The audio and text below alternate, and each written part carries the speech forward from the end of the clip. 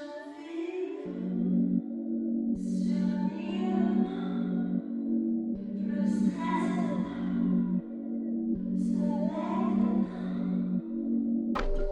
man. I don't think there's anything better than like being on the job long enough to know what you can and can't get away with. Oh, that's called the sweet spot. That is Oh Oh yeah, yeah, that's it yeah, right yeah, there. yeah. so good. Yeah. It That's is. happened. That's happened when we worked together. I knew where to go, where there's no cameras, and where I could just sleep for like a good hour, and no one would Mhm. fuck with me. Mm-hmm. Oh yeah, I get in there, roll up an apron, put my head down, out, Oh yeah. easy. Oh yeah. I didn't know you was making pillows. Nigga, I was like, I had look, I got this. I would get a couple rags, the rags together, take a couple, wrap them together, lean them against out cold, man. Kidding me? I give a fuck. Don't put me overnight from 6 to 12, from 6 to 6 and think I'm not gonna sleep. Fuck Yeah, that was pretty. Oh, that yeah. was a pretty crazy schedule. Mm-hmm. Did that shit for months. Fuck that shit. And expect me to be working the entire time? Not the entire time. Yeah, look, the entire time. You know, Fuck. I'm gonna go to sleep, right? Right. You don't take a nap, right? Come on now. Come on now. Come on now. Come on, you smarter now. You better than that. Come on, we better than that. Stop insulting me like that. Don't do that to yourself. That's what I'm talking. That's why I said the world is going to have to change how we work, because people are not going to work the same way before. Motherfuckers are not going to just set up for a fucking 12-hour shift. I was even looking at different jobs, like for different chef jobs. They were like, oh, 55 to 60 hour work week. What? What is appealing about that? That's what I was like. Why would you put that in the description?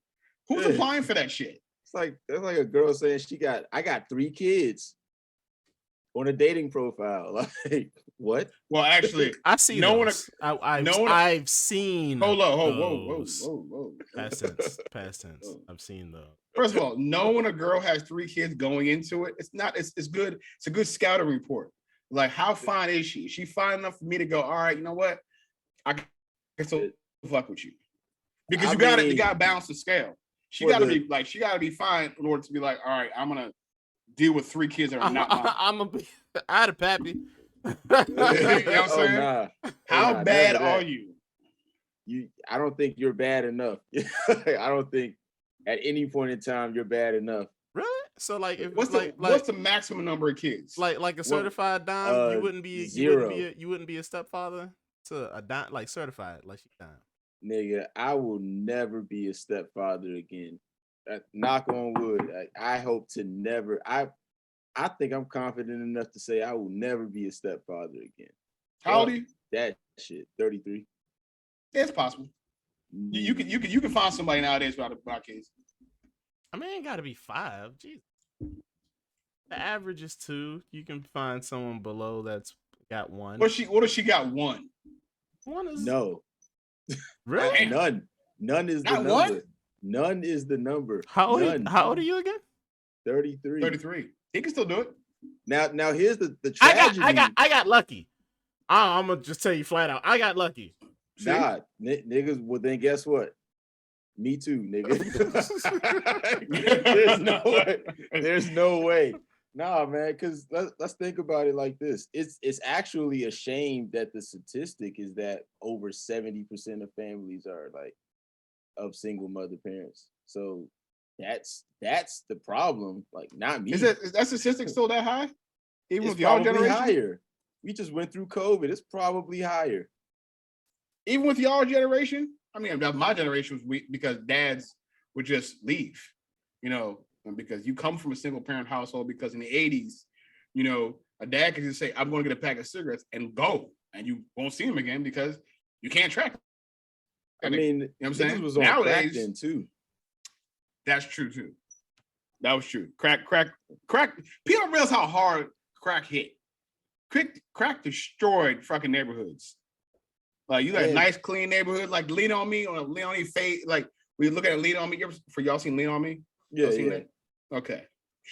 Seriously, seen Lean On Me? Yeah. Okay, but I'm about to say, what the fuck? Yeah, I've seen Lean On Me. I was like, you know how like they show the school in the beginning, everybody's nice and happy. Then like 5 years later, Welcome to the Jungle playing. That was a crack epidemic. That's exactly how it happened. Everybody's nice and good neighborhoods and crack hit. Then it's like fucking crazy shit.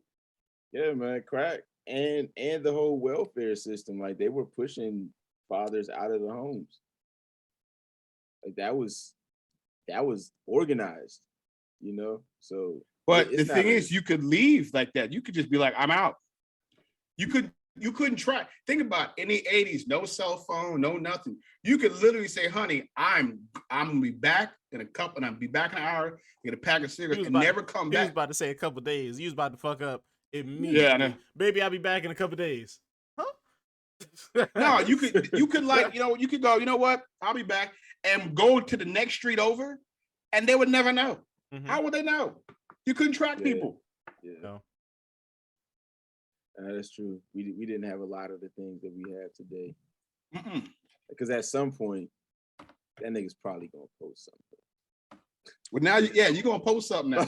You're gonna post on IG. You're gonna post some on Facebook. Everybody got social media. You can track it, shit. So, all right, Deontay, you're 33. So, what's your age range of dating? I would probably not go any lower than 27, honestly. Because I mean, it really depends on how mature the female is or the woman is. Like, if she ain't been through that like quarter life figuring myself out and where I am in the world and what I want to do. That's the age, 27. That's when you do that. When you feel feel that 30 approaching, that's when you're like, all right, so what am I doing? That light turns on like a motherfucker, don't it?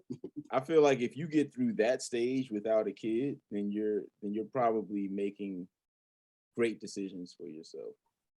Now, and that may not be a bad decision. She may have got it with a dude, bumped ugly, thought this dude was the one. All of a sudden, he left. I mean, then there was something in that though. Like there was something beforehand. Who hurt like, you? I don't think it was a I don't think it was always a case of like, oh, this person just changed so much, so drastically.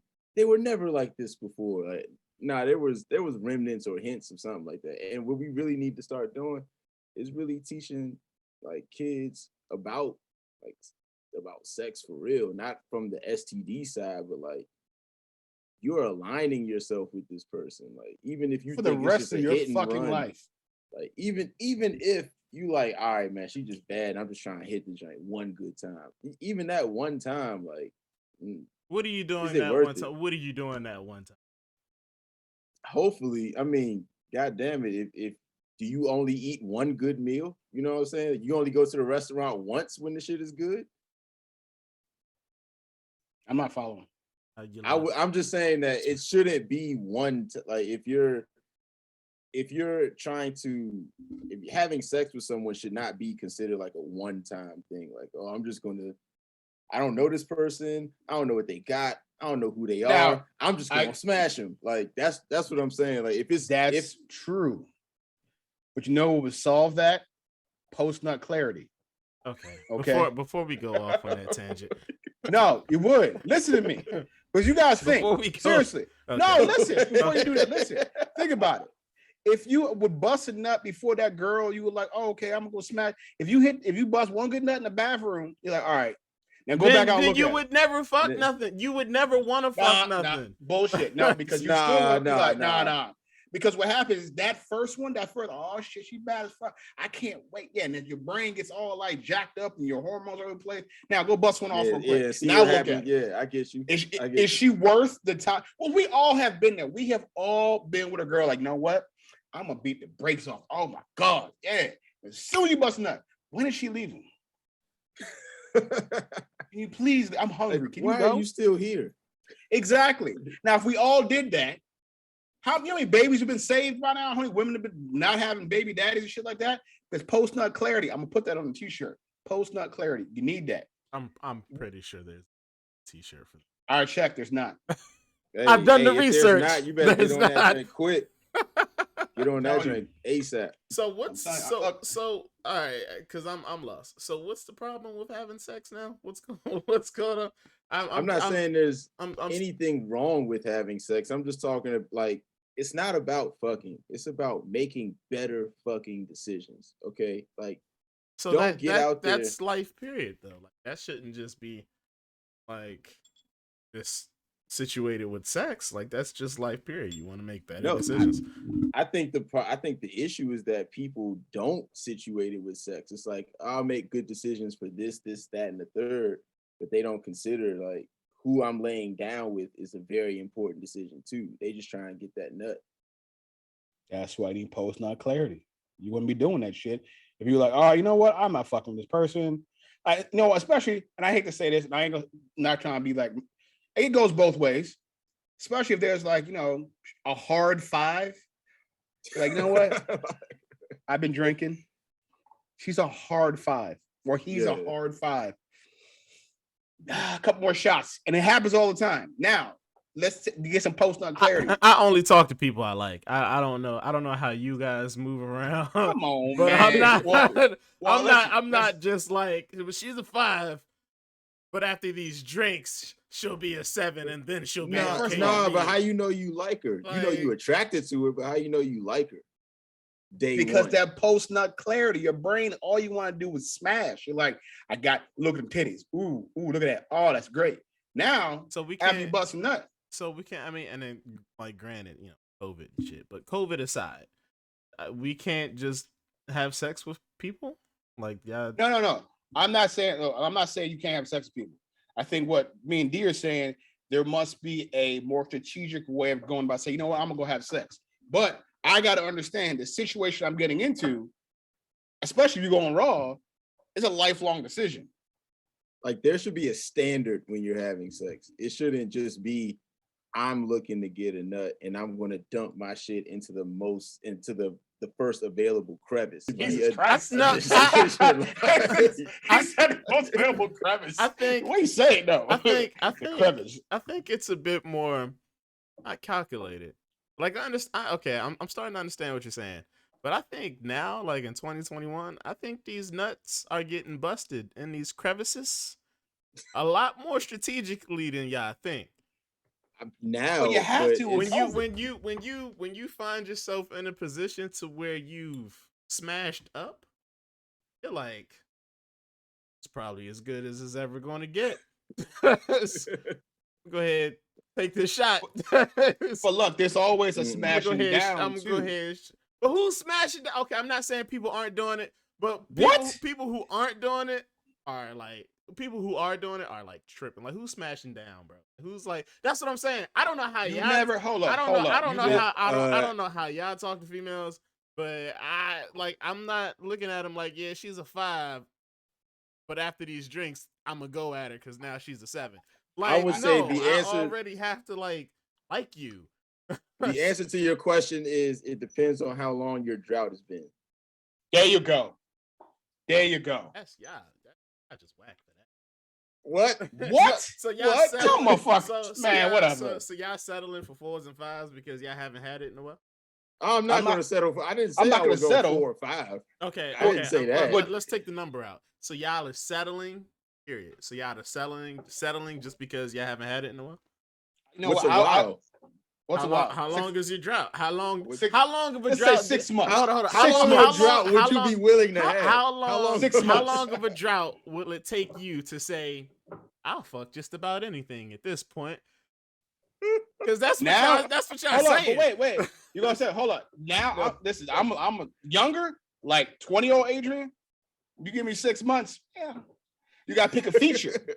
She got pretty eyes, or she got a big ass, or she gotta have one thing, right? One thing. She only gotta have one. Only gotta have one. Like 20-year-old me, only one thing. All right, cool. I've been drinking some gin. I stopped drinking because I stopped drinking gin a long time ago. I had a bad experience with gin. You had no respect for him. None at all. I had none at all. None at all. I am so upset about that. I think about that young lady to this day, like, what the fuck was I thinking? And it's a lifelong thing. And you just, I know, you just proved his point. You still think about her till this day? No, not in a good way. Not in like why? But where I'm at. Because now she's attached to your journey of life. Wait, but now because of where I'm at now, because of who my wife is now, she's a 10 to me. My wife's a 10. So I'm like, why the fuck would I fuck with twos? But again, post nut clarity. I guarantee if I bust one off before, I'd have never had it. And look, even with post nut clarity, like at some point you're gonna be like, God damn it, I'm tired of doing this myself. Like, let me just get this 4 or 5. Somebody touch me. Like, somebody please. Because it's easier for women to go out there and like, you know what? I'm gonna go ahead. If a woman's like in the mood, I haven't been touched in so long. Exactly. No, listen. But Adrian, your point, and this is why I believe you can make this the hot topic. This is why I believe women can be hoes. What? Go ahead and finish your point, Adrian. Finish your point, Adrian. No, fuck that point. Go ahead, man.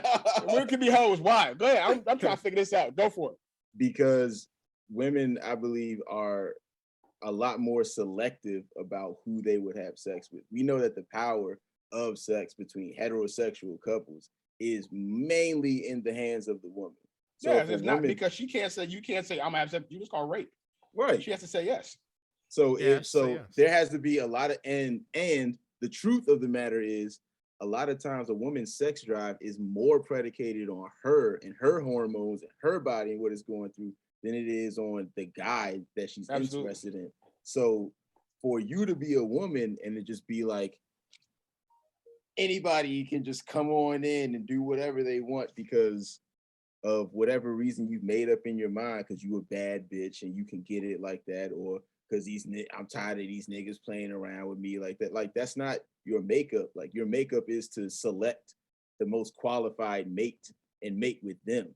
So you're going against like your whole shit because you want to bust a nut or because your daddy wasn't there or whatever the fuck it is that's done plagued you. But it's some other shit. And that's why I believe.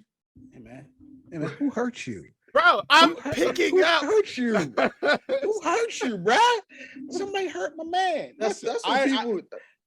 I understand what you're saying because women have the choice to who to have their sex with. They have the choice. Men have the choice who they marry. Right. Women hold the key to sex, and men hold the key to relationships. Now, with a woman having sex, I don't think a woman having multiple partners. We keep going back to this. Or like, she's a hoe or nothing like that. I think all depends how she carries it. That's what I'm saying. It's a not double about standard. The multiple partners. It's about like how she carries it. It's like, why are you doing this? If this is just like, oh, I'm trying to explore myself and get to know other people and get to know what I really like and want, then that's one thing. But if you just like, hey man, it's Tuesday and I ain't had none since Monday. So new day, new dick. Why not? Like that's the shit I'm talking about. That shit is foul, yo. Like, he said new day, new dick. I just think that I think that when it comes to like the generation, I say I would lump us together. We're 10 years in. So 10 years, that's a generation. So we're in the same generation. We remember no internet, right? Mm-hmm. Yeah. Okay, we're a generation. We remember no internet. That's us. So now the generation behind us, they're a lot more free with it because they're on social. They'll show their ass crack on social media before they sleep with somebody. You know what I'm saying? So I think it's a generational thing. I think that the kids behind us, they're the ones like free about. They'll have a polyamorous relationship. I'll have a boyfriend and she'll have a girlfriend and I have another girlfriend. We didn't do that shit. It was, this is me, this is you, yada, yada. You get a threesome in there, you're a lucky dude. Oh shit, how'd that happen, bro? Mm-hmm. But this whole sexual revolution thing doesn't work with, I think 33 and up. We're a lot more conservative. But the ones behind us, 33 and up? Yeah. A lot more conservative. 33 and up is a lot more conservative. We're the ones that need to post nut clarity more than anybody else. Because we're a bunch of hippies. Yeah. Oh shit. Because we're a bunch. I was having that thought, like, hippie. Like the conversations I find myself having, like, with you guys and like other friends and stuff like that. I'm so not conservative with anything. Like, I'm just like, hey, listen, man, if that's what you want to do, man, as long as you're not hurting nobody, go ahead and do it, man. I'm with you. It's like, Just go ahead. Like, why not? Why not have sex with that girl? I've- She wants you. She wants you. You want her? Go ahead, man. Why not? It was, feel, be safe, man. Like, is it hippie? Is it non-conservative, or is it that like we mind our fucking business? Because there's some, I will allow you as my friend to do whatever you want, but there's only certain shit going on in my household, you know, like, and if I got to interact with you every day, like that goes to a certain point, you know what I'm saying? So like, are we super accepting, or is it just like, hey, look, what you do, your shit is that's you. We are definitely the mind your business generation. Like, whatever you do behind closed doors, that's on you. I don't care what you want to do. If you want to have sex with a turn up, go for it. I am on the thought pattern of super accepting. Okay, there's a certain, again, nuance to this. Nothing to do with children, nothing to do with farm animals. Well, yeah, like don't be a fucking, you know. Yeah. After no bestiality, no pedophilia. After that, go crazy. You want to have sex with a dude one day and a girl next day? Hey man, wrap that shit up. You good? Have fun. Enjoy life. Go for it. You know, I'm not here to judge anybody else because I'm not gonna tell you what I do in my bedroom. So I'm not gonna try to tell you what to do in the bedroom. And getting to that, fucking Texas. Fuck Texas. I keep telling you, Shane. Texas and Florida, they don't need to be part of this country. Sold them the fuck off and put them in the fucking ocean. Hey, listen, if we're gonna talk about Texas, let's not, because why? That's the Wild West now, man. I'm not fucking with anything in Texas, bro. Yo, they told their peoples that they can just say, you want a gun here, just buy it, and that's it. You're good. Yo, they have passed no permits, no nothing, no training. Just here, take a gun, man. You got it. They passed them 1850 laws. It's the Wild fucking West down there. You can carry a gun with no training. You can't get abortion past 6 weeks, which women don't know they're pregnant at 6 weeks any fucking way. You know what I'm saying? Oh, wow. They won't. You're not allowed to teach critical race theory or anything about U.S. history. You're not allowed to teach. No, you can teach U.S. history, but it has to be a flattering U.S. history. You can't teach current events, right? They don't want you to teach about current events, right? This is all laws that they passed, right? There's so much bullshit going on in Texas right now. Fuck that. Saw Texas off and send that bitch off into the Gulf. Y'all good. It's the Wild West. I would hate to be a police officer in Texas right now. You don't know who the fuck you pulling over. You pulling over a nigga with a gun. Everybody, right? Everyone's got a gun. Everybody's got a gun. Billy the Kid out this bitch. I'm interested in seeing how that shit works out. I mean, I'm expecting Texas to just kind of turn into a war zone. But I don't know, man. What's to say, man? Hey, I'd only be pulling niggas over if like they were clearly drunk or like endangering other people, like swerving, like really going crazy. Yeah, and I had to get in front of you, type cut you off, type pulling you over. I'm not pulling over. I'm not dude. I pulling over. He might not want to get pulled over. I'm not pulling over. If you speeding, go for it. You want to speed, man? Hey, man, do what you think, man. Right. That's what the red light cameras are for. That's right. That's not my job. Go for it. Nope. But you can't do shit like Texas. Like, I think people don't understand the term freedom. I think people say they hear the word freedom and they think I can do whatever I want. That's not freedom. That's anarchy. You know what I'm saying? Freedom has regulations. You are free to do a lot of shit, but there's consequences to your action. You know? So freedom without regulation is anarchy. Yes. Oh, right. Oh, that's a good one. I was thinking it. I sent it to you. Freedom? That's why that's why I said it. That's why I said it. Yeah, that's why I said it. Write it down. Regulation design. I like that. That's on a t-shirt. You got whole clothing line coming out. You got to quote me though.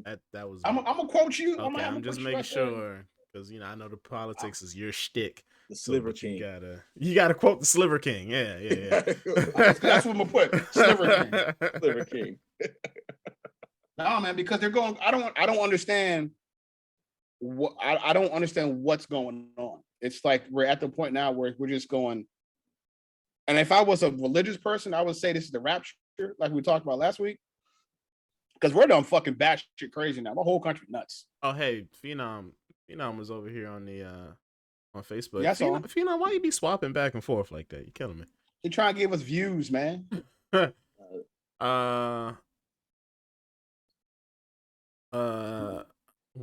Oh, this is when we was talking about women. Well, this is when Beyonce was bashing women like he always does. Wow, come on. men, No. men smash down all the time. Do we? Women smash down too. Women have jumped on grenades. How many times have you slept with another woman to make your woman jealous? What? Exactly. No, that's death. That's a death. Exactly. We don't do that over here. Exactly. Women do that. No. That's not a good idea. But no, I don't think. That's an over exaggerated scenario. I don't think women are out here fucking other dudes to make their man jealous. That's not. That's what Kanye said. That's cheating. That's not making your man jealous. No, that's making your man catch a case. Right. That's what it's. That's what that is. Some would say it's not cheating unless you're married or playing a game. No. If you put your dick in another person, or she puts something, another person puts something in you. Yeah, do not listen to that person. That's payback. No. That's not making your man jealous. I got you on that one. Oh, nah, we ain't doing that over here. But I mean, you can do that shit down in Arizona. You go down south and do that shit. Go down to Texas. Texas, Florida. You can do anything in Florida and Texas. Fuck it. Florida is, oh man. I just watched a documentary this morning about the heroin overdose. Heroin overdoses in Florida. Like, shit's sad. And how the like the safe houses or the sober houses that they'll have, like they'll actually have people working for those joints. They'll go and get the addicts out of treatment, take them to the sober houses. As they're leaving the sober houses, they'll get them high again, send them back into treatment. And it's like the sober houses are selling people to the treatment centers who are then selling them back to the houses. Man, slavery never ended. They just changed the way they did it, man. They need to make money off of people. When you got to make money off of people, that's slavery. Slavery didn't change, man. They didn't stop that shit. They just changed what did it. Now it's the drugs a slave, or your job's a slave, or job's your master, the drug is the master. Rather. I was about to say, it's a mean hustle, and then Adrian said slavery, and I was like, oh. Have y'all heard of this term? Y'all heard of this term, wage slaves? Wage slaves? Yeah, that's what this country is. We're a bunch of wage slaves, man. I've never heard of the term. What's the term? So it's basically the idea that if you have to live wage to wage or check to check to make a living, then you're a slave to whatever you're earning your wages from. Like just the job, the 9 to 5, or shit. And in China, I was watching another documentary this morning where they actually have things called like 996s, where you work from 9 a.m. to 9 p.m. 6 days a week. And that's just commonplace, but it's actually more common for them to work from like 9 a.m. to 12 a.m. or to sleep at the office or to have all their meals in their cubicle, stuff like that. Well, when you have a country with billions of people, you got to have a productive workforce in order to feed, clothe, entertain that workforce. So you're going to have people that work a lot of hours. But like if you go to like the Nordic countries, Switzerland, Finland, Norway, Denmark, freaking not Switzerland. Switzerland's in the middle of Europe, but those Scandinavian countries, a lot of places in Europe and France also, they've decided, you know what, you're only going to work 35 hours a week, and then you get paid leave. Your fathers get paid maternity leave. They've decided to make work. You're not working. You're not living to work. You're working to live. You're not living to work. You're not living to work. You're working to live. Right now in this country, we live to work. That's all we do. We work. That's all we do. There's no incentive. Like we're now starting to get to the point where it's like, all right, here's paid vacation, take your vacation, force your vacation, go take vacation. You have to get vacation.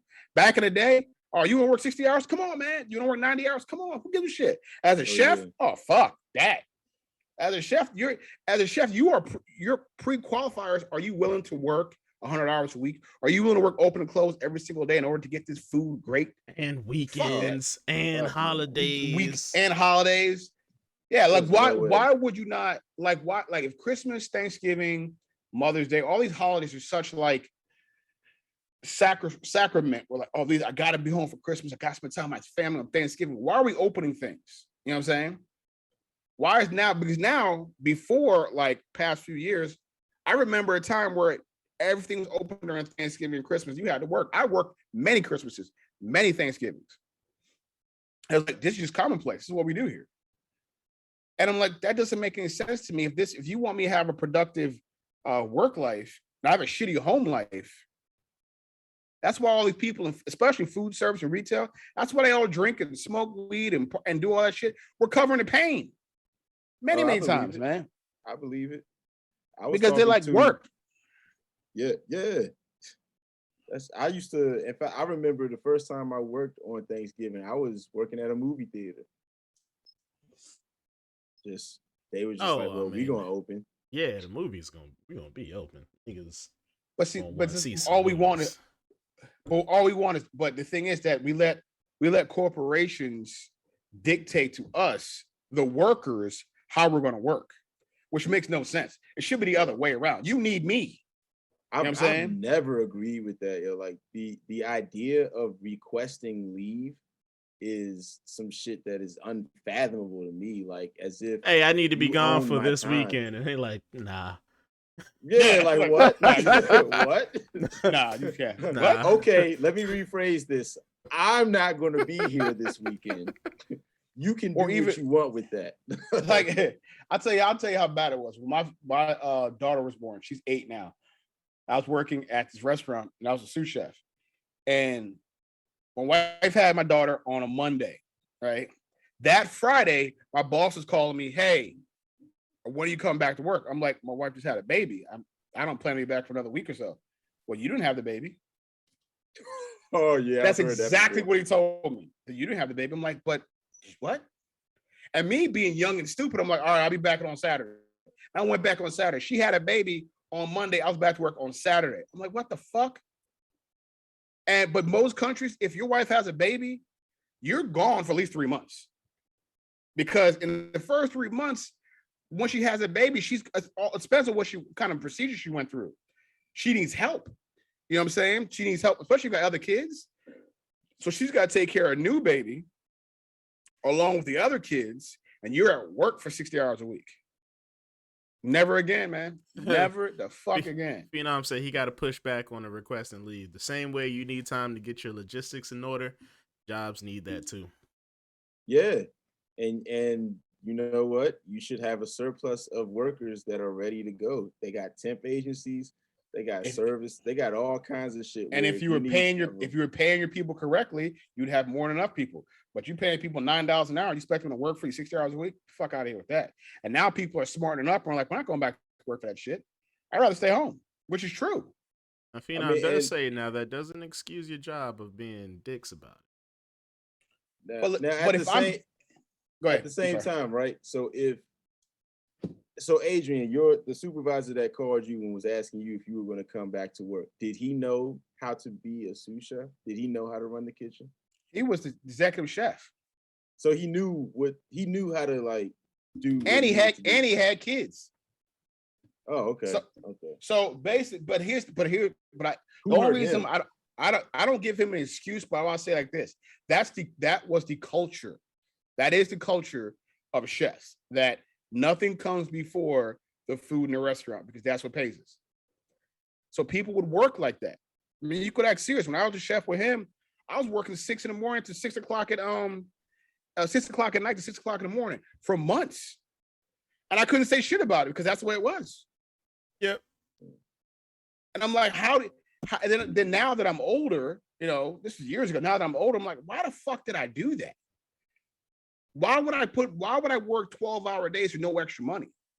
Why would I do the exact same shit for no extra money with no extra compensation? Nothing. Just because that's the way it is? Well, that's fucking stupid. Yo, nah, That's fucking stupid. I peeped that shit because they was like, "Hey Yeah. man, do you want a promotion?" And I was like, "No. For how much you all get paid, you all work too damn hard, and that pay does not equal the work that y'all put in the work And, or the hours." I and, was like, "No." and the fucked up thing is, the work can be done in 8 hours. The work doesn't have to be. You don't have to work 50 hours a week. There was nights I would go in there with nothing to do. Like, why the fuck am I here? Why did you need me here? You know what I'm saying?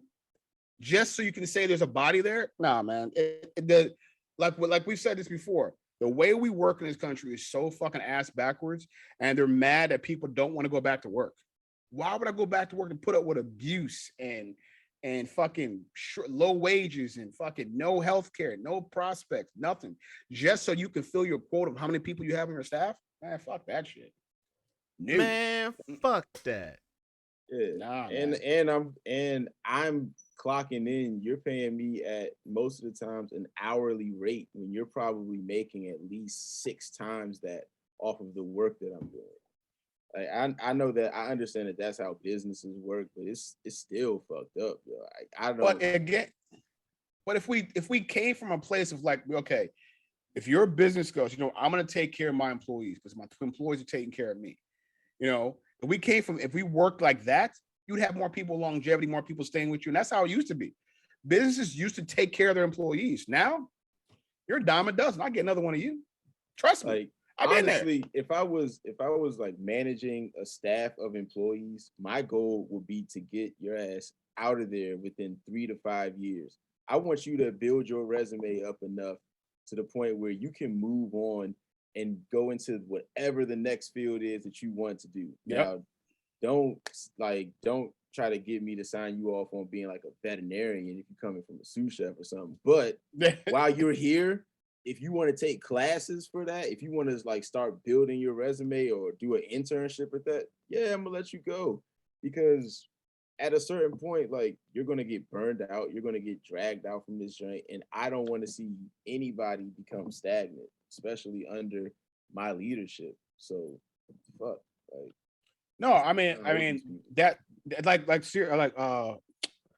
Phenom said in a chat, like all employees in like Japan, they did a pilot program. Why is it we can't work 4 days a week, 32 hours? Why? What does that 5th day do? What does that 5th day really do? it's the same thing that children are doing in schools right now. I mean, because you said you wasn't going to do that. I didn't go. I didn't go. No, you're like on the edge, and you said you wasn't going to do that today. I'm not. But what he said, the productivity thing makes sense, because if I know I only have a finite amount of time to do this work, I'm gonna get it done faster. Now, if I have 5 days, I'm a bullshit, because you have to, like, I stretch my time at work. I literally go, all right, I'm gonna stretch my time. I'm walk around outside because there's not enough stuff to do during a whole day. There's not. If you're not a construction worker or doing something where you're building something, there's not enough work to do. It just isn't. I mean, food sales, people are now hungry nonstop. You know what I'm saying? Unless you're like a fast food place. People are like, all right, I have my peak times. I have my breakfast, I have my lunch, and I have my dinner. Lawyers that. Listen, I don't have enough to do. Oh, yeah. Right. Fuck no. You don't say I'm- that. I'm Oh, you don't fix sign. That's the worst thing to say. you gotta earn your keep You're here. sitting on Nah, my fuck clock. that. You don't. That's what you do. You don't ever say that. You taking walks You don't- on my clock? That's what You don't ever say. I have nothing to do. Don't say that shit. Not around me. What you got to do? All right, come here. I found something for you to do. No, you don't ever say that shit. Like we talked about earlier, the sweet spot, when you've been there long enough, you're like, all right, I know exactly what to do. Well, I don't got to work too crazy and get paid. You know what to do, what to say, who to say it to, when to say exactly. it. Like, they couldn't understand how we kept listening to music, Adrian. They was like, how come y'all get to listen to music on y'all shift? Yes, man. You know what to say, who to say it to, when to say it. And who we around. You know? Right. We know when to turn it up. We know when we need to turn it down. Yeah, I don't know, man. It's like the new employees be looking at you like, whoa, how did you get to this motherfucker? I know who I'm working with. Right. You just ain't learned yet. That's all. Stick around, kid. All right, I'll tell you something. Right. That Nah, dog, that's your dog messed you all up. I know, right? All type of shit up. But nah, man. But that's just the way it is. I mean, I personally think that we need to redo the redo we sorry, fucking hell, I had a fucking stroke. Is it word sit? Let me word kid. Right? That shit all stumbled. Like we gotta redo the way we work to have better lives. I'm hoping that COVID makes us go, I have to reevaluate how I do things.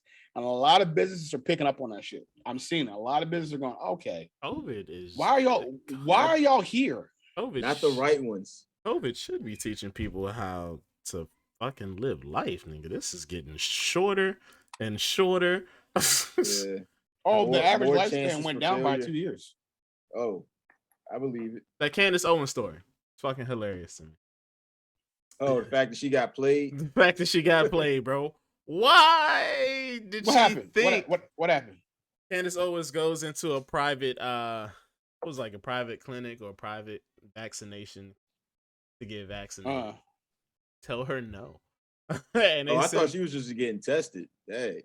They tell her no, and they sent her an email why they denied her service, and it was like because she has spent countless hours, days, years, months spreading misinformation and distrust about the vaccine, all the while our not first responders, but what do we call them? Our essential workers are working tirelessly, and they're working these exhausting hours, making sure that people get vaccinated and getting taken care of and things like that.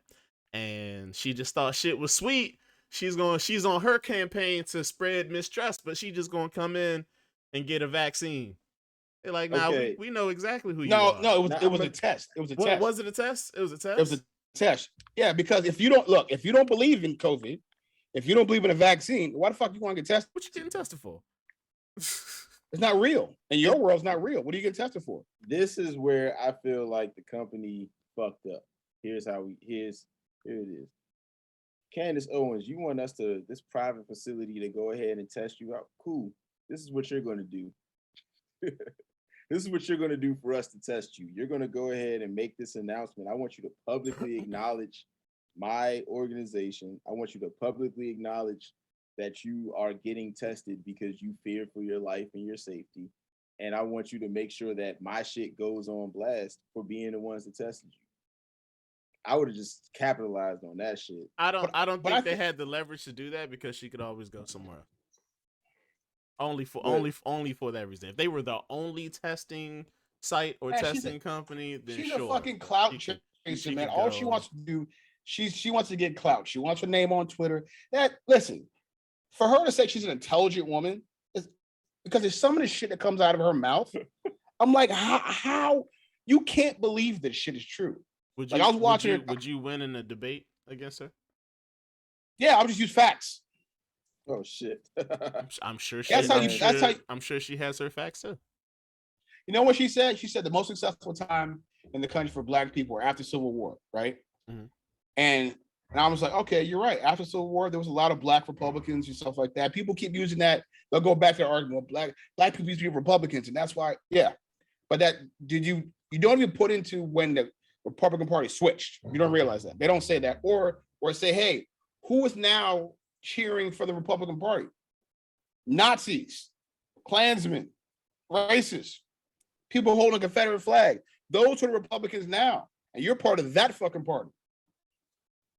And then she's been her comments of like, well, we were so successful after Civil War and Black people are doing this, and yeah, but you didn't realize right after Reconstruction, Andrew Johnson became president, that he didn't give a fuck about Black people, and that shit went just like that, and Jim Crow came out of nowhere. Black people like that, I think they're so mentally damaged that they were picked on or done something wrong by a Black person that, you know what? Oh, y'all are crazy. And they don't understand. You're behind enemy lines. And you're on the enemy's team. I am not going to bat for anyone like Candace Owens. Never again. Fuck that bitch. No, I mean with what I'm about to say. So I don't think I wouldn't necessarily agree with you in thinking that they're all damaged or they used to be bullied or whatever, whatever. Oh, that's like Um, I how they're think being touched. I think people like her and who think like her see the benefits outweighing um anything else to with the stances that they take. Just like What with anybody who makes any, or attempts to make any good decision. I think that they think the benefits for the stance that they take or the side that they're on or the affiliation that they have, I think that they think that those benefits outweigh the opposition or outweigh the other side. So I wouldn't say that they're damaged or mentally retarded or No, fucktards or no, whatever Nah, Adrian you don't have to said, be but mentally the retarded to be damage because damaged. Like, you could be damaged regardless. I guarantee she got picked on when she was younger by some black girls, and then all of a sudden she's like, you know what? This community doesn't like me. Well, this community accept me. But what they don't understand is when they're doing that shit, you're now token. When people hear about anything about black conservatism, they throw up Candace Owens' ass. You're the token one. And first of all, you're not even the defined like she's like, one of her posts was like, well, they don't want to hear what conservative people have to say. I'm being blacklisted. Because you're saying stupid shit. They keep confusing inconvenience with oppression. You know what I'm saying? You're not oppressed. Yeah, write that down. Write You that know, down. you're not oppressed. No one's coming after you. You know what the problem is? That you're saying dumb shit. And you get mad when people who are smarter than you call you out on that shit. You saw that all through 2016 election. You saw that these black conservatives that want to be on Trump's team saying all this shit. And as soon as a professor or somebody with a degree in actual studies, the history of this country or politics, jumps in their face, they have nothing to say. There's no, because you're not speaking factual shit. That's not true. That's not true. That's not true because why? She went down there to that summit in Atlanta with her, Killer Mike, T.I., and they all had that summit and they all had that conversation. And even Killer Mike said, hey, some of the stuff that she's saying is true. Some of the stuff that she's saying is fact. And he was able to agreeingly disagree with her and also shared his point. So like I said, I don't think what they believe or what they think is completely devoid of fact. It just may be a fact that they choose. It's a fact that they choose to go off of that helps prove their point or their agenda or whatever. I think they're parsing words in order to prove their point. Because again, if you're a black, I will keep saying this, you're a black Republican, right? How does a slave master and a slave owner worship the same God? It doesn't make any sense. How am I Republican in the same party where they don't think of me as a human being? Where this party does not want to teach my history, but I'm gonna keep voting for them every single time. What? Stupid. My bad. What? What? No, my bad. You had a moment? You had a moment? What kind of self-hate was that? Right? What happened? Kind of self-hate? I'm trying to figure out what the fuck is going on. I keep opening like these bottles of water. Like I'm on my third bottle of water. And every bottle that I've opened up, I keep spilling water all over the goddamn place when I take the top off. So either they're filling this water up come on, Deer Park. They're filling this water all the way up to the tip.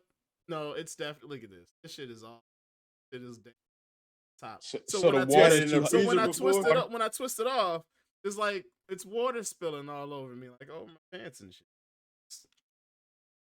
And I destroyed Adrian's nice political point with that. You good. This is what we do here. We have conversations. That's good. That was my fault. It's just a thought that just came out because it's okay. It happens, man.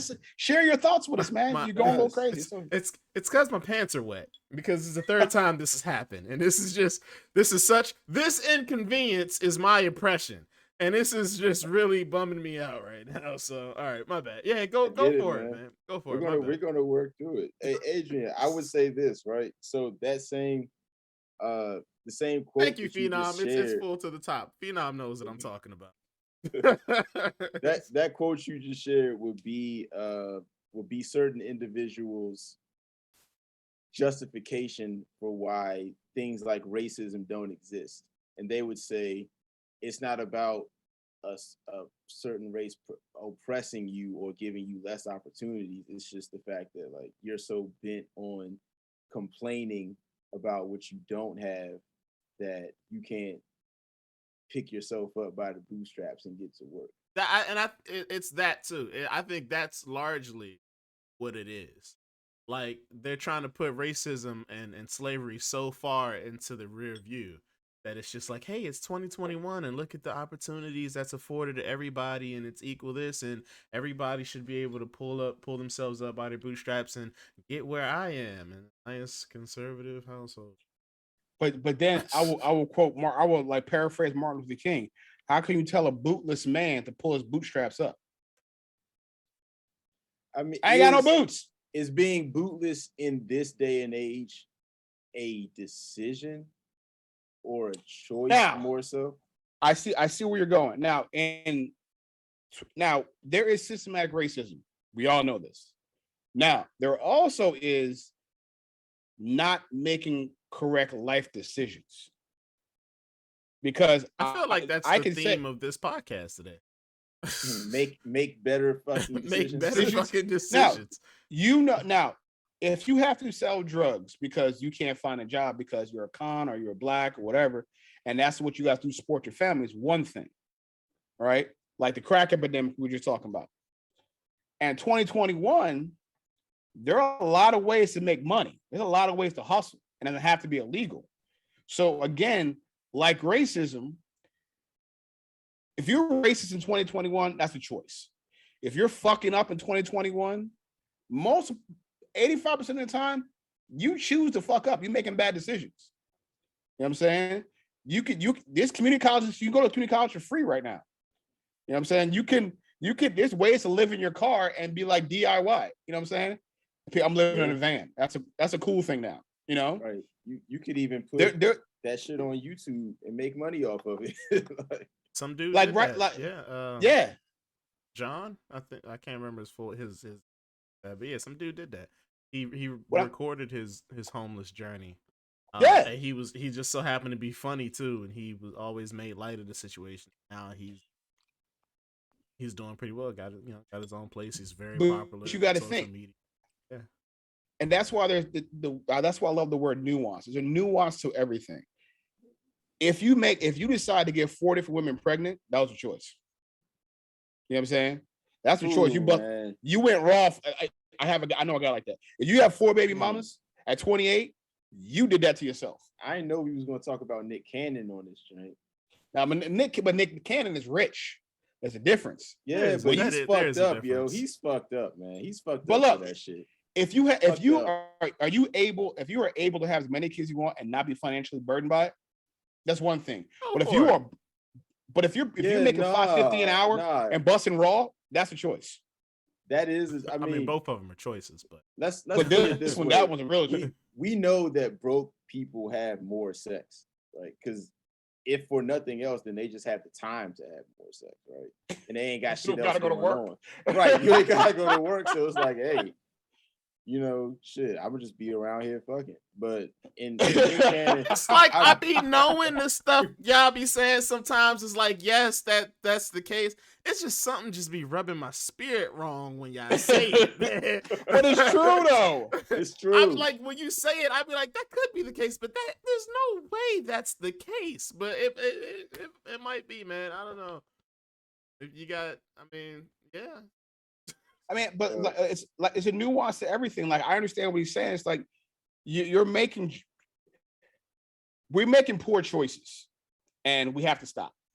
I'm going back to Nick Cannon because fuck that shit, man. He is fucked up for that shit. I don't care how much money you have, yo. Like you have. What does he have? 4 kids, 5 kids. That's like Nick Cannon like 7 kids, man. Nigga, that's 7 different fucking households with no dad. No matter how often you're there, no matter how much you see them, that's not the same. If he sees them often and if he's there often, that means it's not absent of a father. being there often and being there are not the same thing.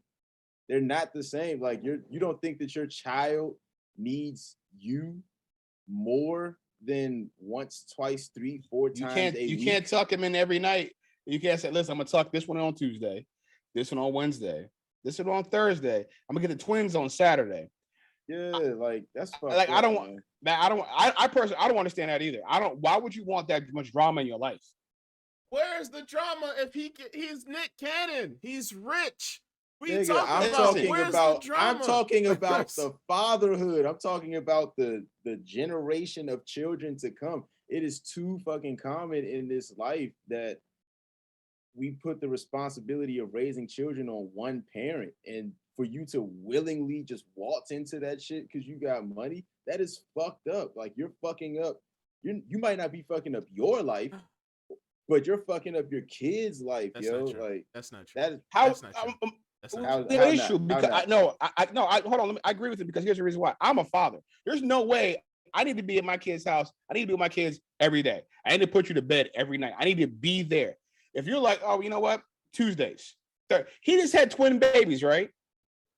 I don't care how many nannies you have, but you need to be there for those kids. And if you have other kids by 4 different women, it means it's only so many hours in a week. So you're splitting yourself up like that. They're not gonna live together on a fucking compound. Okay, look. And it's too many men out here thinking that, oh, because I got money, I would just send you some money so you'll be good, you'll be taken care of. It's a lot more money. Yeah, it's like your presence. Okay. Hold on. All right. Because no matter what I say, it's going to be a losing argument.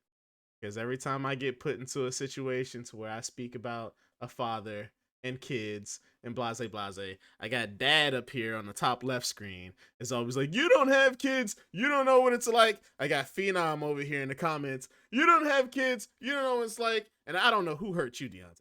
But listen,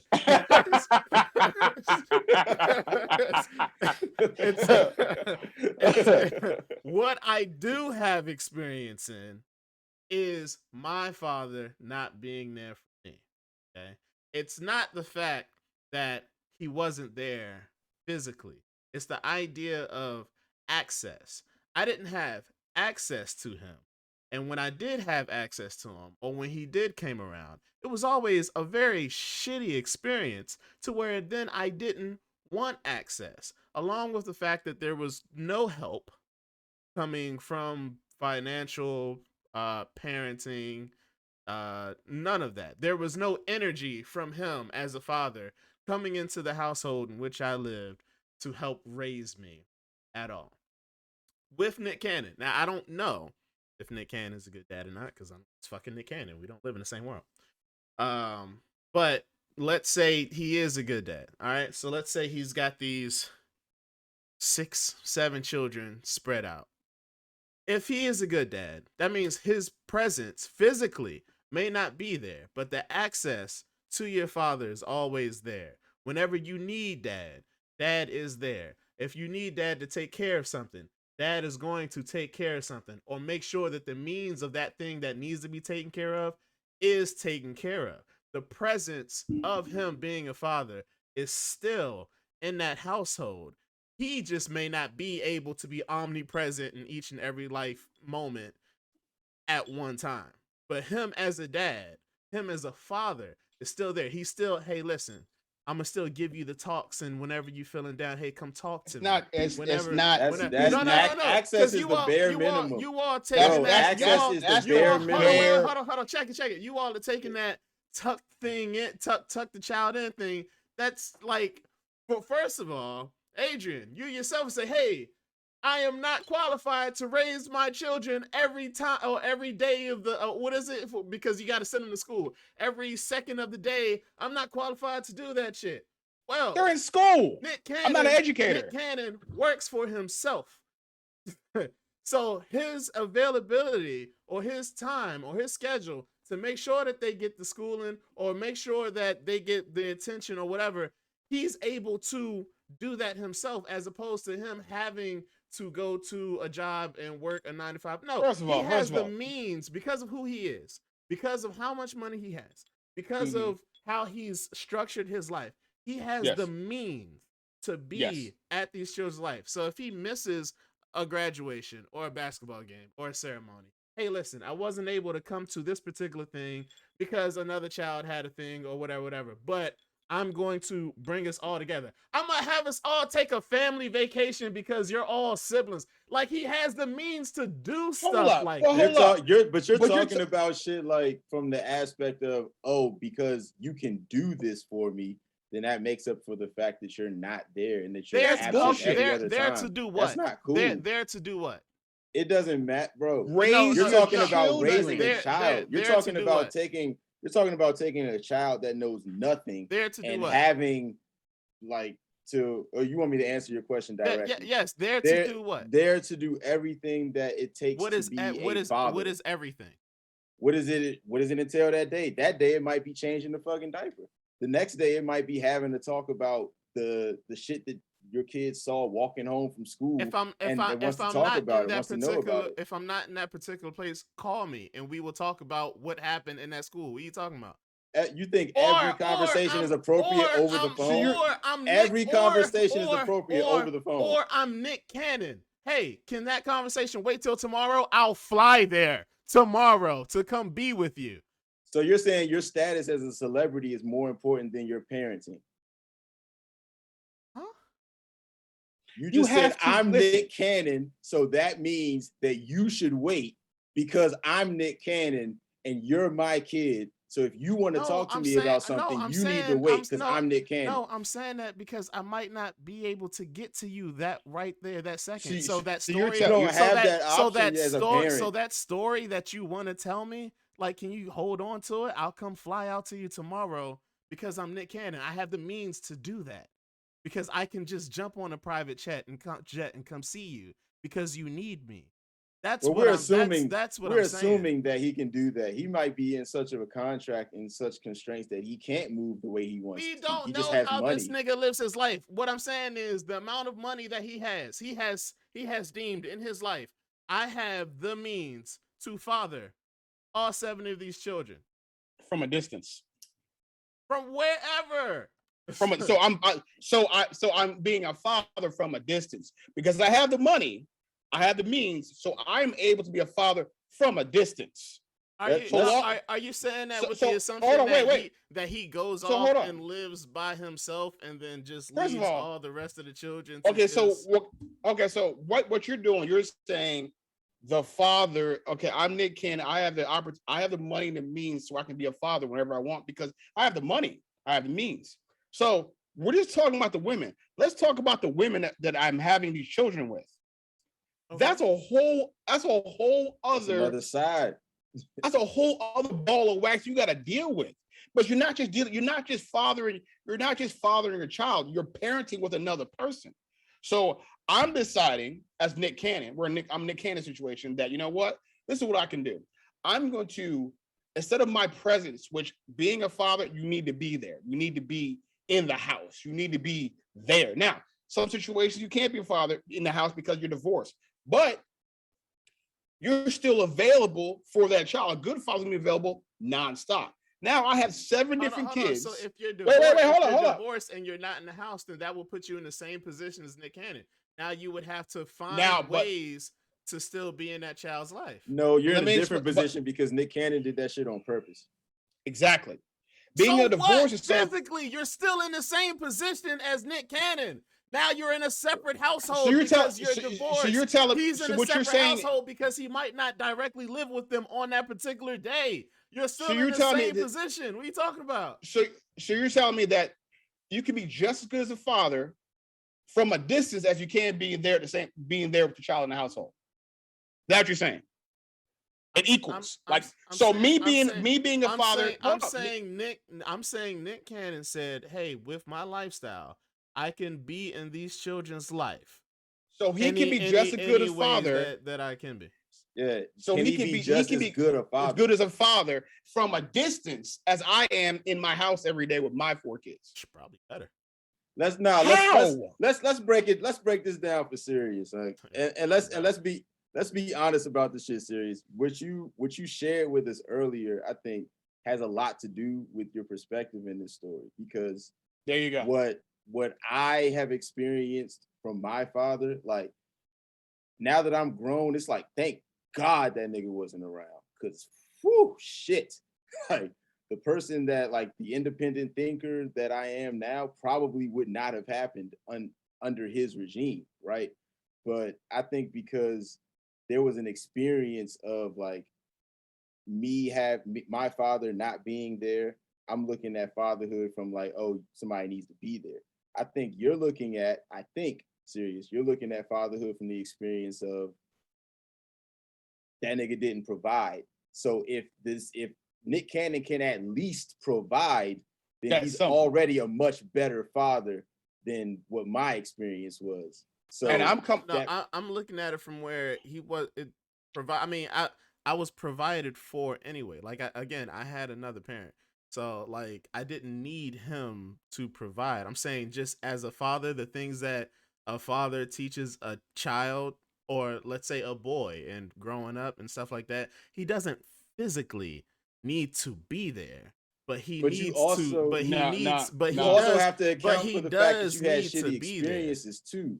Like you got to account for the fact that your physical experiences with him were shitty, so you might be associating that with some other shit. I'm saying as a former stepfather, like I saw how important it was for me to be there, and I'm not the dad. You know what I'm saying? And I'll say this: my father's been there in my life since day one. He's been at the home. He's at his house right now. I was talking to him the other day. So my experience is the father needs to be in the home because my father showed me the example of how to treat your wife. He showed me that by his action. He showed me his work ethic by his action. By seeing him every single day, I got to saw what you were supposed to do, and I saw what you weren't supposed to do. My example of my father's there every single day. He tucked us in and went to games, didn't miss shit every day. And that's why I'm like, oh, that's why you're supposed to be a father. That's my experience. So Nick Cannon fathering from a distance, but he has to. He has to father from a distance. He can't be in 7 different places at one time. He's going to miss a first step. He's going to miss a conversation. He's going to miss a lot of shit because he can't be there at all times. When your father's in the home, he catches a lot more. He catches a lot more first time. He catches a lot more conversations. I wish my dad was there to talk to, but you know what? He's at his other baby mama's house on his third wife or third girlfriend. That's so fucking use the phone. What are you talking about? The reason why my position is what it is, especially with Deontay, to your point with my father, is because there was no access. And then at a point there was no access until I was old enough to realize that type of interaction was not one that I wanted. So that's what I'm saying. You're coming off a bad experience, though. There was no me picking up the phone like, hey, Dad, man, let me tell you what happened. No, there was none of that.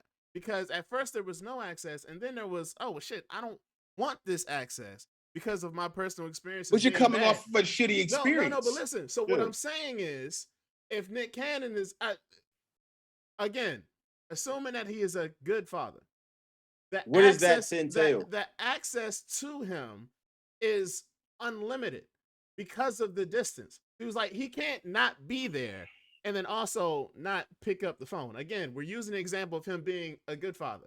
So yes, if I have something to talk about, or if I have a situation, or if something happened at school, like, hey, listen, hey, Dad, this is what happened.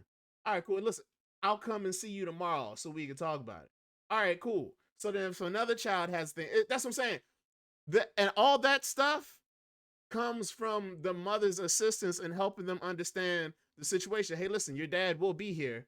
He'll be here tomorrow to come talk to you. All that is working as a unit. So you all are like, just because he's father and 7 children, he's like a bad dad. It's like, no, that can be worked. That is well, that's no. That's Deontay. Again, you're coming from an experience of saying that you don't know what it's like to have your father in your home nonstop. Am I right? Yeah. Okay, so that's your experience. You're coming from that. I'm telling you, from a person whose father's been in his house nonstop, there is a humongous difference between parenting in the house and parenting from a distance. Phones are great. Don't get me wrong. Technology is great. FaceTime is amazing. That's awesome. So, but the presence, the so energy so of the a presence is father different. in the Okay, house okay, is so- completely different. okay, so check it. So you as a man now, at your age, Yes. me as a Mhm. man now, at my age, no father presence, you have a father presence. Yes. We still came off pretty good, right? No, bro, you are lucky to come off as Thank well you. as you have. Like Yes. you don't understand how fucking fortunate you are. For You that are shit, very your Like, mother is an amazing woman yo, for doing what she did. Now you are an exception. You're an exception. You're not the norm. rule, yo. No, You're not the rule. no, You're not. Trust. like, I'm no. telling you, you're not. Hey, listen. You are not. You are the exception And because let me tell you what. You guys there- don't have to tell me that I'm the exception. What the This, fuck? What I'm Sliver King. Look, Sliver what King. We're not trying to. I'm telling you right now. There is a difference, an energy, a presence. Even if I'm in the garage and my kids are in the room watching TV, they know they can walk into the garage and grab me or tug me or give me a hug and talk to me about, hey, Dad, I just saw something. Can you buy me this? And I can say no. But you know what? I'm right there. Oh, them calling me and me not answering my phone, that's a huge difference. Or FaceTiming me and go, I'm busy because I'm with your brother who lives in Florida, but you live in California. Then you got to take the mother in. No, that's what I'm saying. No, under the assumption that he's a good father, there is no I'm busy because we've yet to define what if a good father if he's is. making this kind of money, I'm taking he's busy. I'm taking your phone call. No, this is the thing. Nick Cannon's already established. He runs his own shit. That's what I'm saying. He has his own time. So there is no, hey, Black, no, my kid's calling. Hold on. I make the money. The money can wait. I'm not going to go broke. I need to take my kid's phone call. That's what I'm saying. There is being under the assumption that he is a good father. And he's doing all the things that he needs to do to ensure that he is still being a good father despite his let me get in here real quick, things. Adrian. Let me get in here Go ahead, Adrian. Let's jump in. Let's take it from this perspective, right? Because we do have a pretty balanced, we're able to have a balanced conversation about this, right? So, Sirius, as you said, like you didn't have access to necessarily pick up the phone, talk to your pops about what was going on. I had that access, even though my father wasn't in the house. And it's because of the other side of the shit. My father didn't have money. Nigga was broke. So yeah, I could access him at any time because he wasn't doing shit. But when I accessed that nigga, the advice was so fucked up and wrong and foul most of the time that I probably should not have even referenced him in the first place. So just because like you have a kid doesn't mean that you're going to be a good parent and that you're a good leader of and steward over their life, because that's what you got to do for the first, like, at least I'd say you probably got to about 11 to 13 before they start getting the mind of their own and they be like, fuck you. But yeah, before then, those years, like that's the formidable shit. Y'all been saying who hurt me all day. I loved my stepdaughter, bro. Like I loved that little girl. When we split up and everything, yo, I was calling her, I was FaceTiming her and reading to her every night. Not her dad, me. Like I was doing that. I knew the presence that I had. I knew when I was teaching her or showing her how to ride her bike and she fell off and she came and cried and ran to me. Like she started calling me daddy at one point. Like, and you can't do that if you're doing it from a distance. You can't do that. Even if I have money, I can't do all that from a distance. I can't. It's not going to be the same. That's what I'm trying to say to you. Yeah, let's say Nick Cannon's a great dad. He has all the money. He cannot split himself off to every single moment. Now, Nick Cannon's in a home, right? And he has the money. Like you said, all access is granted. I'm here because I'm rich. I'm all over the place. Nick Cannon cannot do it. His kids are going to have a slight disadvantage, money or not. They're going to have a slight disadvantage because guess what? He's never going to be there all the time. He's not. He can't. He has other kids he has to deal with. He has other problems he has to deal with. Why would they be disadvantaged? Because they don't. Because he's not there. they don't have that He's male not presence there. in their life. Again, Like, they he's don't not have there. that. Again, the exception is speaking. I was not disadvantaged. Again, you're the That's not exception true. to this Right. rule. You Because were I'm telling disadvantaged. You just overcame the shit. No, disadvantage as far as raising is concerned, as far as becoming a man, becoming a male. What's the disadvantage of? What's the disadvantage to? If the end goal, who did you get your malehood from? If the Who end did you goal, get your manhood from? if the end goal was for me to become a man, well, here I am. So How did you get that way? How did you You get can't that say way? your mother taught you. Your mother can't. No. We're not even gonna go down that road. You're telling my me mother and what other male role models I had outside the house. and the male role models outside your house you had that was right. It was there every day, right? You felt that energy. No, I had to call them or I had to go to them. Just imagine. Nobody was there every day but my mother. Okay, put it this way. How different how different your shit would have been different if that presence, that positive male presence, was in your life every single day, was in your life telling you how great you are, how a man you were supposed to be every single day. I'm telling you, bro.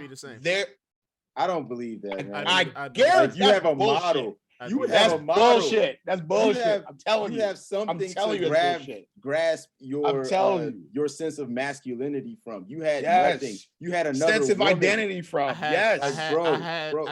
had a mother who possessed masculine energy, who raised me. We remember we spoke about energy a couple podcasts ago. I had a mother who possessed masculine energy.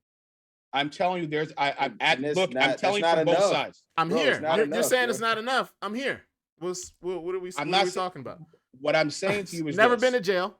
Never been to jail. Never gotten in trouble with the law. No, we're not. This is not. So what? This is not taking away from what your mother did. So what disadvantage? That's what I'm asking you. You're saying that I was at. You're saying because you had a father in your life, you were at an advantage. I'm at a disadvantage. I'm not even saying no. That's what Adrian is saying. He said if you don't have a father in your life, you have a slight disadvantage. I'm asking what disadvantage? There is a difference. There's an uncodified difference in having a father in a home nonstop, being that example, being that father figure right there for you, compared to having a father who was sometimes there. Now, we all might have obviously you have an amazing mother who did that. You know what I'm saying? Yeah, but not everybody has an amazing mother. Not everybody has that mom. Some mom let their kids go to the streets. You know what I'm saying? It's just the way it is. We see that. We see the shit all the time. We've all seen Baby Boy. We're not talking about. We're not even talking about Baby Boy. I'm not talking about Baby Boy. Even though Baby Boy is the best black movie created. Even though it is the greatest. I'm saying there is a humongous. Like, I know right now for a fact that I would not be the man I am today without my father. I know for a fact I wouldn't be, because he gave me the examples of how to be a father. He showed me what to and what not to do when being married. Because my parents have been together 43 years, I've seen the good, the bad, and the ugly, and I can learn from that. When you don't have that foundation, and I'm not saying everybody, when you don't have that foundation to go to that, to pull from, you're at a disadvantage. You are. I am ahead of a lot of my friends because of that. I have the example. I've seen the things he's done. I've had these deep ass conversations with him on, hey son, do this. So now I can do that. So now I'm in a better place to teach my sons what not to do, because now I'm the second generation of having a father. He didn't have a father in his household, because his father was doing dumb shit, but he made sure with me, he was like, listen, that's what you gotta do, is what you don't do. And he fucked up along the way because he's human. But I learned from his mistakes. When you don't have a father in the house, that presence, that energy, that it's a different type of feel, man. I don't know. I can't explain to you without you actually being there nonstop and having a son or daughter in the household. When you're a father and you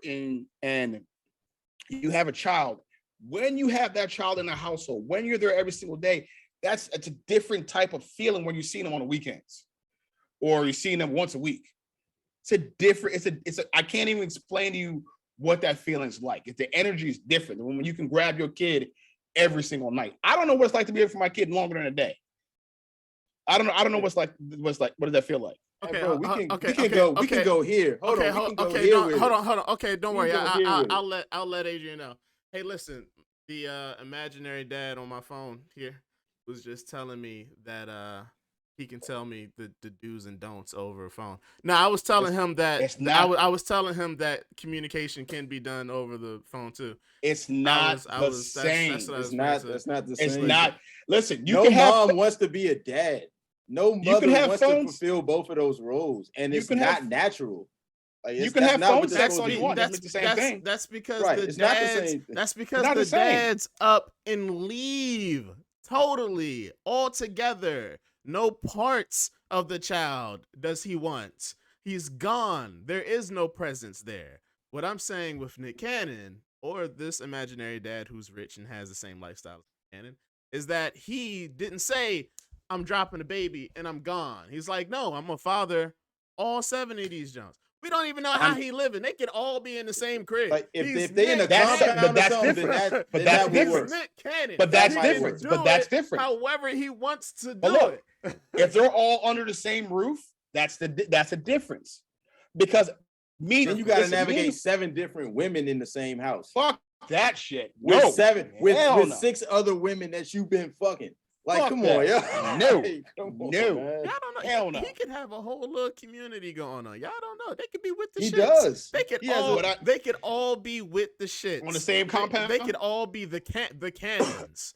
You know What I'm they saying- could be with the shits. What I'm saying, it's one thing to talk to your girl over the phone for 6 months and have these conversations. And it's another thing to feel her presence. It's another thing to feel her touch. It's another thing to feel her her energy.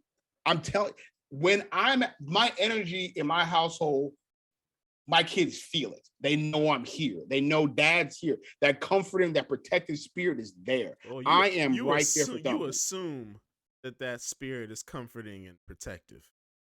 Why wouldn't it be? I give off a I'm a comforting, protective person. Everybody's been in the house with a nigga that is like, ugh, this nigga would leave. No, every kid goes through that around 14 years old. I don't want to talk to my mom or my dad. I don't like you. But they're like going to my parents' house. I can feel my father's not there. I can actually feel when he goes to work or when he's out with his friends or whatever. I can feel him not being there. It just feels different. It feels weird. You know what I'm saying? Because I know the feeling of him being in the house. If you don't know that feeling, it's really hard for you to speak from that feeling. Because that is like, you don't understand. That's like when you talk about your stepdaughter, that feeling of seeing her every single day and tucking her in, that's hard to lose, man. Nigga, because that tell me about that energy, that feel is not the same over the phone, man. A phone call is so clinical and so like ugh.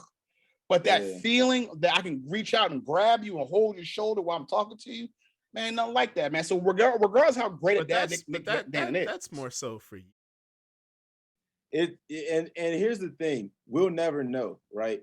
Because I would love, like, when my parents get together, that shit is fucking weird because ain't been together. So for me, that it's just an awkward ass situation. I can think on one hand the amount of times I've seen my parents together. So I'm never going to know, or I'll put it this way, I would have never known how essential it was until I got married and had a stepdaughter.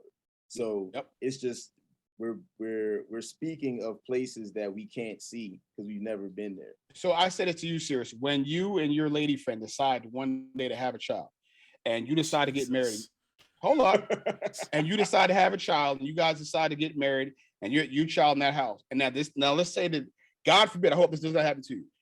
Something works out, and you're with that child for 7 years, and all of a sudden y'all divorced, and she goes with her mother, and it's going to be a huge difference between you fathering a child in the house and fathering a child on a cell phone or a FaceTime. It's a difference, man. There's a whole difference. We've already spoke about this a number of times. I mean, just the questions come up a number of times, and I don't know if she just has a short memory. She doesn't remember asking me these questions, but she asks the same question every now and then, and I tell her, that we would never have to worry about that because I'm taking a child, man. That's not even like a question. That's never like a question in my mind. Will we be good co-parents? Sure. You have Yeah, but visitation rights and you can come see the child whenever. What do you mean? Like, the baby comes with me. Okay, the baby comes with me. I just know they Right. come with me. what do you mean? I've been waiting I for this. already, man. I already What told my talking wife, I said, I ain't going nowhere. Where am I going? You just my cheating wife. I'm sorry. I'm not going nowhere. I'm here. You know what I'm saying? You have my children. No, you have four of my hearts walking around outside the world when I be meeting around all the time. Fuck that shit. I'm there. they won't become just my cheating wife until I'm 60. I think I'm not Nah, dating anymore after 60. So it's just like, oh, you think we're splitting up because you Is want to it- sleep first of all- around? Well, let me tell you something. You're just That's not my happening. sleep around wife. That's what you are. I ain't Oh, going nowhere. Because shit. I'm not going. I'm not. gonna be at home like this. If when you coming think, back. if you think I'm gonna be out here in this dating field at 60 years old, you got another goddamn thing coming. I'm 43 and I don't want to be out in that fucking dating You field. just, Fuck that shit. You just Oh, that yeah. cheating hoe I made mistakes with. That's what you are. So you go to your room, I'll go to mine. I'll be here in the morning. That's how that's gonna be. That's at 60 Yeah, years old. I know some people living like that. That shit is fucking sad, yo. I couldn't do that shit.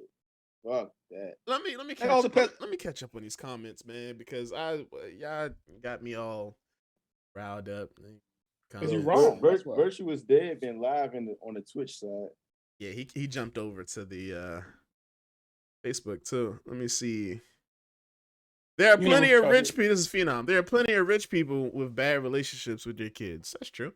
Dr. Dre provided for all his kids, and you see how his daughter feels about him. Drugs. That's what I'm saying. Drugs is crazy. But you can't determine if the access Nick provides would be enough. That's what I'm saying. Assuming that he's a good dad and he's doing everything in his power. We have yet to name the tenets of a good dad. Tell me what a good dad is. I don't know. I've never no. Adrian, what's a good dad? I've never had the example. How the fuck am I supposed to know? I just came out like this. Patience, understanding, leaving room for that child to make mistakes and be there to be that safety net until you must be a terrible dad. Christ, you said what? Patience, understanding. I listen. It's I'm a work in progress, okay? Like we all are, okay? I'm a work in progress. Okay. Even my wife would say I'm a work in progress. But it's 90% of being a dad is being there. Just being there. No, because for whatever. Deontay's example to get into the fight. Deontay's example is being there. Deontay's example is you could be there, but you could just be a shitty their dad. I can't come to you for that's when you're a shitty person. You could be there and be abusive. So no, 90% can't just you be gotta being understand. there. Okay, let me just dive a little deeper in that statement. Being there in a sense of you understand what your role and when I've had to learn this. Being a good father is setting boundaries for your children, but also giving your children enough room to grow and being that person that they can come to with any subject, any conversation, and letting them pick your brain from your experiences. And being a good father is knowing when to tell your child no and when to tell them yes. Being a good father is being a good example to your son or daughter. To show your son how to treat a woman, and showing your daughter what kind of man she deserves. That's what being a good father is. You know what I'm saying? So why can't I get this over the phone? Because it's not the fucking same. I keep trying to explain to you. But what if you say what if you say the same stuff while I'm there and then say the same shit over the phone? Is that I'm not the same? There. I'm not there. I'm not there, bro. I'm not there. Like, what are you? Let me ask you a question. I guess because you take my attention. Because if you're on the phone, I'm also playing Xbox while you're on the phone. So, think about this. Now, of course, Dad. Is there a difference between reading your son or daughter a story over the FaceTime or right there while they're sitting right there? Do you guys do that? You guys read your children's stories? Yes, I did.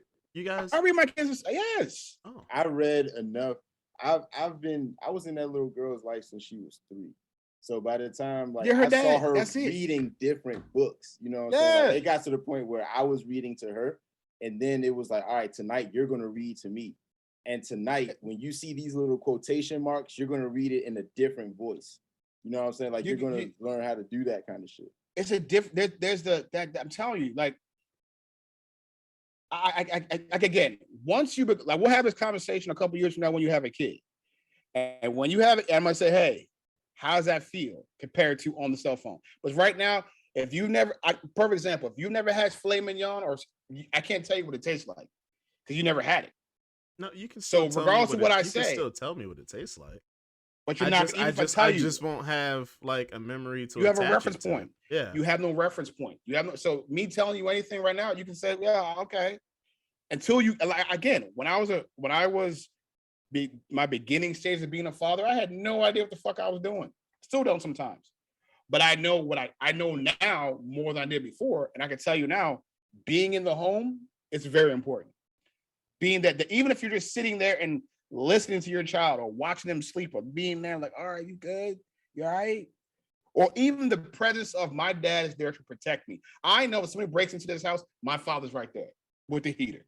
Okay, I'll accept. There's a difference. I'll accept that because y'all are mixing up how you all feel with how the child feels or what the child will be getting from you. So you all are sharing with me how it feels or how it would feel to presently be there as a dad, but that's not what we're talking about. What are we? That's what I was talking about. That's what the premise that I was saying. Nick Cannon was fucked up. It's like that's why I said he's fucked up. It's like you guys are trying to convince me. But what I'm saying is, even being an unconventional father, my point is, even being an unconventional father, is just as good as being a stay in the house dad. That's like saying you should thank the crack epidemic for bringing us Biggie Smalls. Without the crack epidemic, we wouldn't have Biggie Smalls. What are you talking about? You think he was going to show up without it? Was it worth all of the damage that it did to the community? Like, was Biggie Smalls' catalog worth all of that? Is Jay-Z's catalog worth him having to sell crack to develop that? Not even close. Like, at first, I was with you, and then you said Jay-Z. And then we got Jay-Z, you got Beyonce.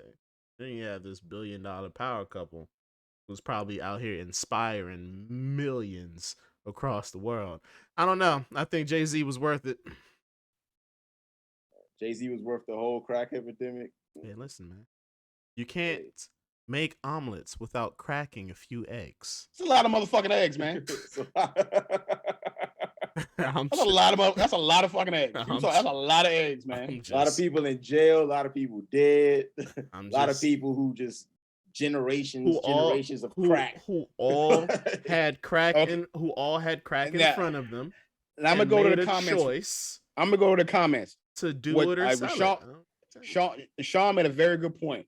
When people read a book on Kindle, it's different than reading a book on paperback. It feels different.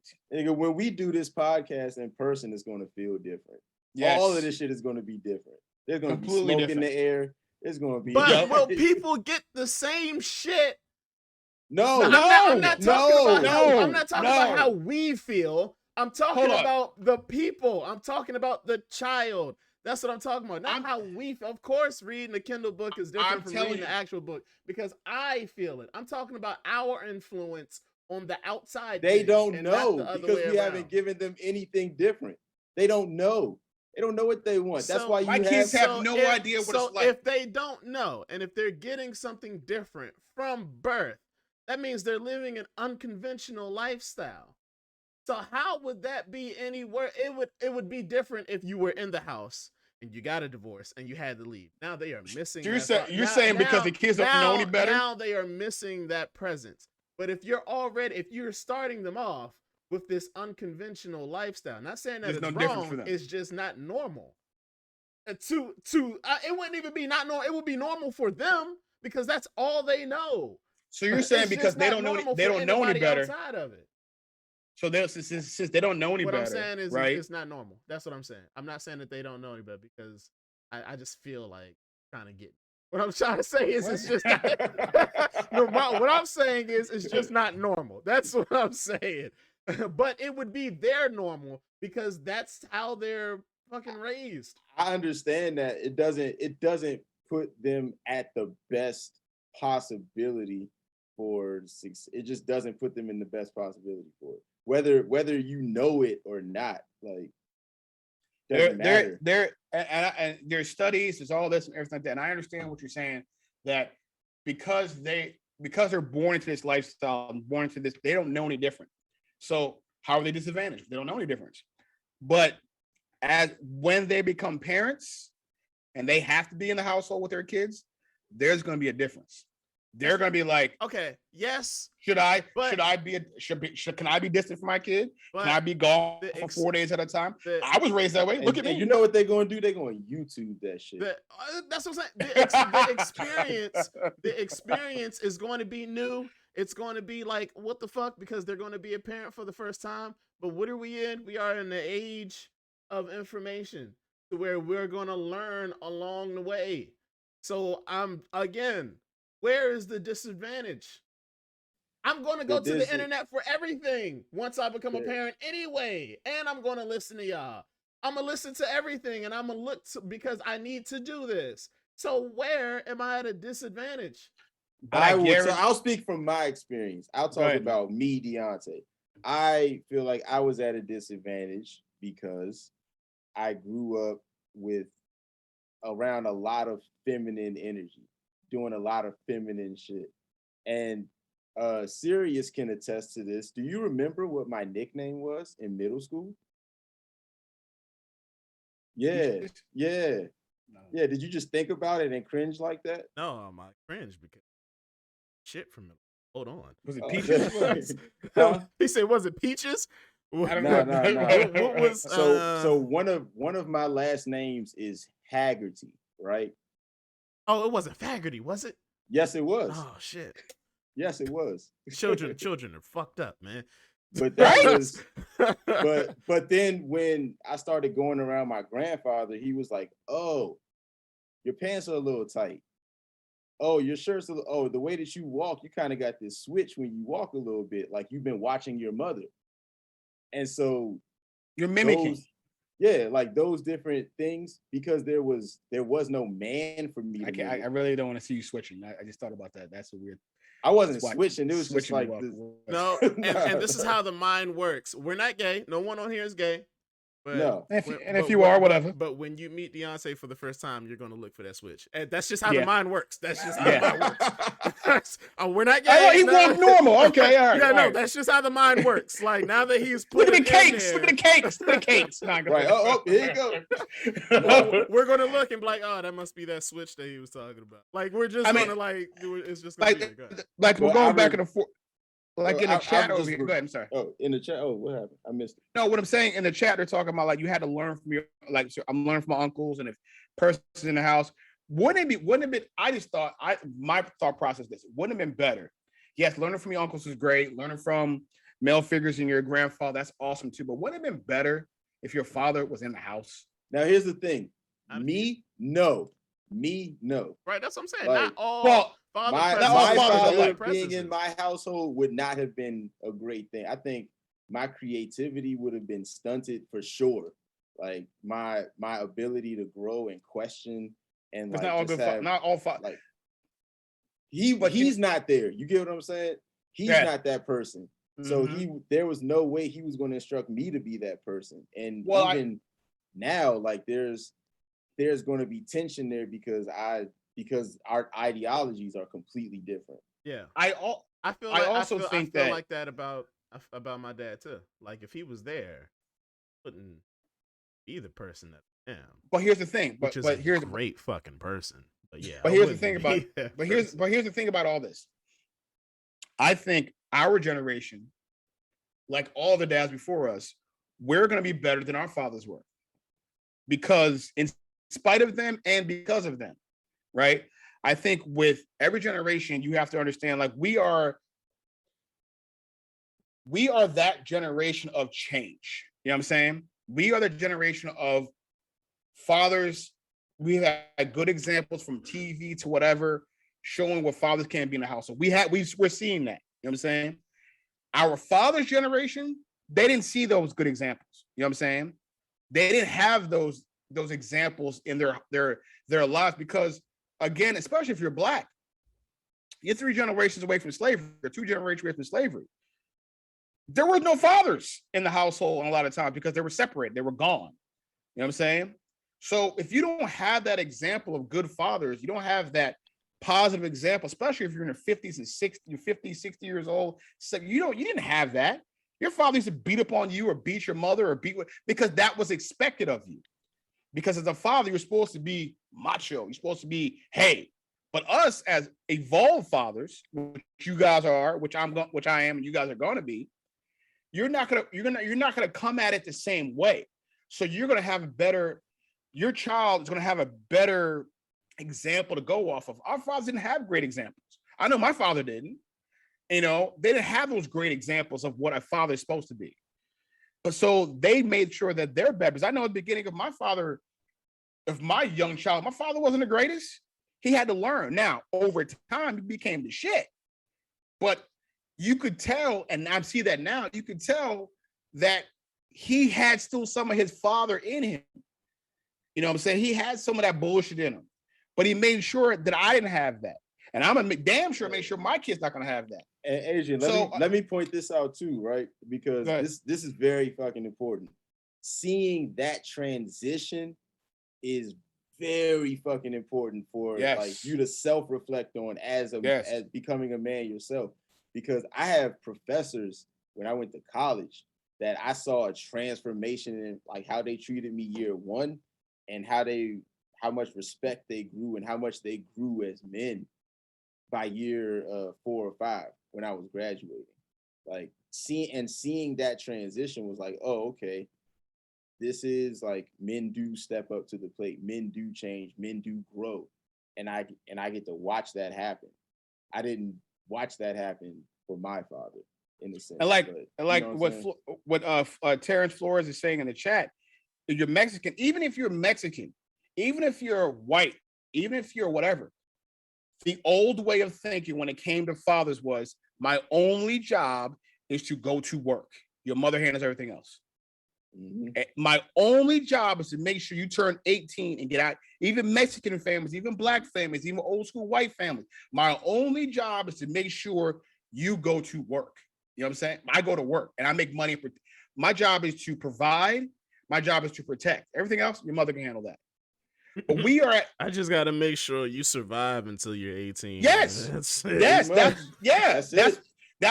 why do you think the old adage is at 18 years old, you got to get out of my house? That's what everybody thought. Get the fuck out. You getting because we going to the school or you going to the military, but you getting the fuck out of here. Now, we as parents now, we don't think that way. We've evolved. We're like, no, my job is more than just providing a roof over your head or providing food in your belly. My job is a lot more. My job is to teach you how to navigate this world as a man, which is hard, especially if you're a man of color. There's a lot more to this father thing than just providing. You know what I'm saying? There's a lot more to do. And we know you're not grown at 18 either. Hell no. Not even like, close. Fuck no. Fuck no. No, you are a fucking child. You are a child. Still. And speaking of children, I gotta go cook dinner. So what are we doing? We gotta wrap this shit up soon. See, if you had the correct male presence in your life, you would know your wife's supposed to cook dinner. Now I'm fucking with you. Oh, okay. No, I'm fucking with you. I don't believe that. I don't believe that. That's not my view. You would have taught the kids how to cook dinner. Right. Get the fuck in there and work. You mean your children don't do that for you? Your children. Your children? Your children? Can you get can I cook yet? Right. 8 years old, don't know how to cook. What? Get your ass up there and flip a pancake or something wrong with you, boy. You know what I was doing at 8 years old? But see, we're not like that anymore. And I say, guys, these are the conversations that we keep having. Them things are going to change because we're evolving. We're evolving as men. We're evolving as fathers. You mean we're not going to be this? We're not going to be the bad fathers that were back in the day. We're going to be those guys who are like, all right, come on, have a conversation with me, son. Are you gay? All right, whatever. Some people fucking different, whatever. You got feminine energy. Well, you know what? Hey, that is who you are. We're not going to ostracize our kid to make them feel bad about themselves. We're going to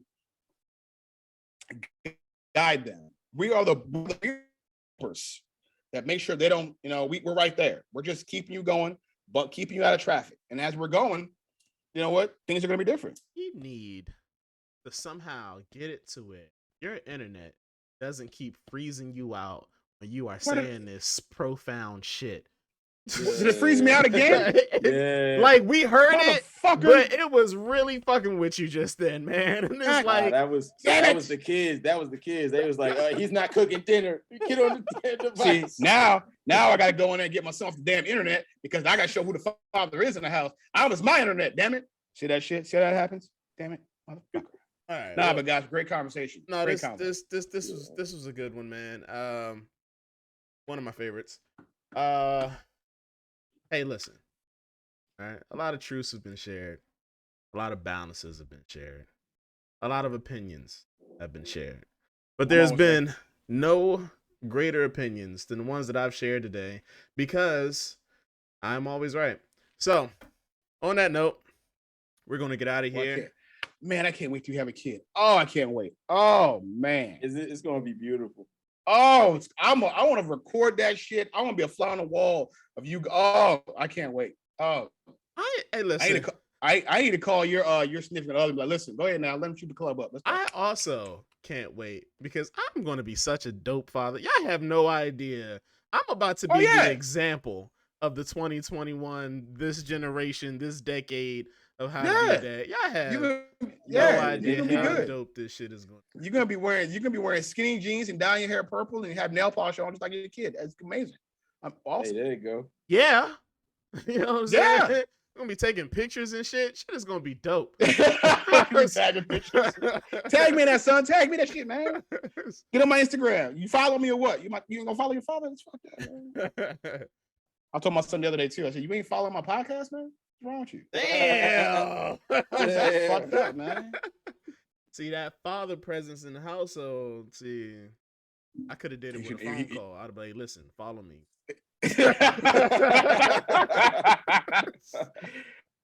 All right, let's get out of here. All right, you guys, we're out of here. Chat, Deadly. Oh shit, Michael, were you here the whole time, or did you just?